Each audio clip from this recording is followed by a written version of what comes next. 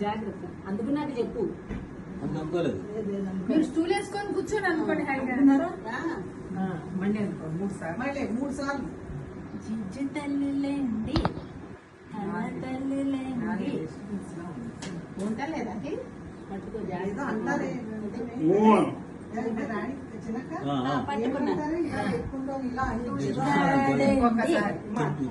తల్లులేండి ఇలా అందిస్తూ ఏమంటారు ఇప్పుడు